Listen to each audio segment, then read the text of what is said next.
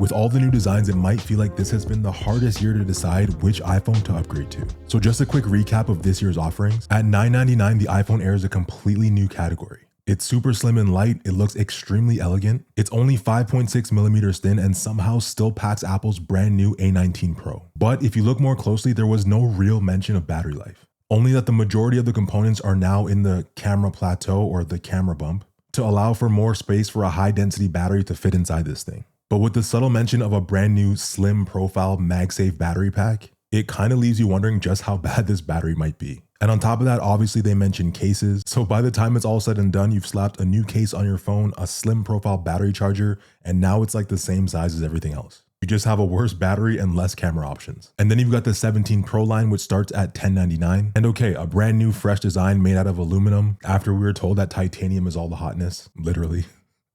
Terrible dad joke, I know, I'm sorry. It's got the new super fast A19 Pro chip and a new vapor cooling chamber so that the phone doesn't overheat with all that power. And now all 3 cameras on the back are 48 megapixels, which is a welcomed addition. And then you've got features like ProRes RAW. Most people don't know what that means. Wider color gamuts. Again, most people. Video recordings in 8K, 120 FPS. You see what I'm getting at? But if you look at strictly value and performance, then Apple made the base model iPhone 17 way too good. Like it's literally the cheapest Pro phone that they've ever made. And I have all the new models on the way, so be sure to get subscribed to see how they perform. So at first glance, you might not notice just how good the regular iPhone 17 is because you're comparing it to the iPhone Air and the iPhone 17 Pro line. But if you look at that regular 17 compared to the 15 Pro or even the 16 Pro of last year, you quickly realize that the iPhone 17 is actually a Pro phone. So let's break it down. So starting with the display, this year's regular iPhone 17 has a 6.3-inch Super Retina XDR, which is the same display in both size and quality as last year's iPhone 16 Pro. And it's actually 0.2 inches larger than the iPhone 15 Pro thanks to its thinner bezels. Oh, and did I mention that it's 1000 nits brighter than both of those models? The iPhone 17 also now has a 120 Hz ProMotion display, which everybody's been asking for, always on display capability. And so if you break just those 3 things down, it also matches the iPhone 17 Pro line. You get both the action button and camera control if that's what you're into, but you also have the updated aluminum frame for better heat dissipation and Apple's all new Ceramic Shield 2, which is hilarious because that means for $799, the regular iPhone 17 is 3 times more scratch resistant than both the 15 Pro and the 16 Pro. Okay.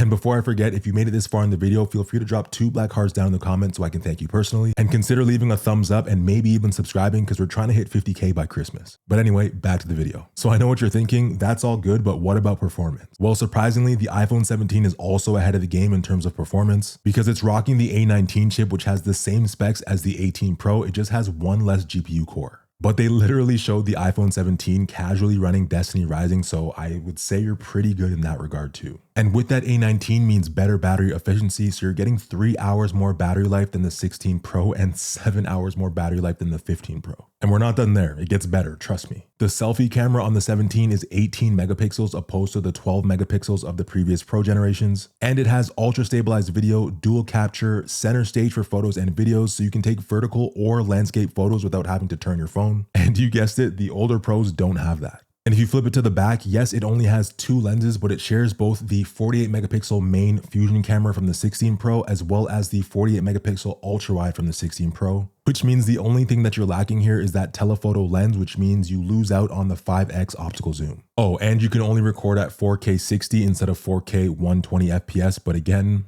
most people. And finally, if you're into wireless charging, this thing charges at 25 watts opposed to the 15 Pro's 15 watts and the 16 Pro's 20 watts. And another huge win is that the lowest storage option starts at 256 gigs instead of the old 128. And it's kind of expensive, but for an additional $200, you can bump that up to 512. So I think if you step back and take an actual objective look at the entirety of the iPhone 17 lineup, so the iPhone 17, the Air, and the Pro and Pro Max, and then think about your actual use case, like not the maybes and what you might do, but the things that you actually do. Because it's easy for us to all sit back and think like, yeah, you know, I might record at 8K one time, Or you never know, I might need a really super slow-mo video, so 120 FPS would be nice. But the reality is, I can guarantee that probably 90% of you would have been happy upgrading whatever iPhone you have right now to the regular 16 Pro. And if that's the case, then the regular iPhone 17 is more than worth it because it's pretty much an iPhone 16 Pro S. It's everything that the iPhone 16 had, just made a little bit better, and the only drawback is not having a telephoto lens. And now don't get me wrong, because there's a lot of people out there who would make fantastic use of the 17 Pro or Pro Max, because as time goes on, it really feels like Apple's doing their best to push those into like the professional realm of film and sports and all that stuff, which is cool because it makes the Pro moniker actually mean something. But I truly think that the vast majority of people just don't need all of that. But as always, I'm curious to hear what you guys think. Am I talking crazy with all these comparisons? I really feel like it's going to sell well and deeply cut into the revenue that usually comes from the Pro lineup. But anyways, that's pretty much it for me. Much love as always, throwing up 2 of them, and I'll catch you guys in the next one. Peace.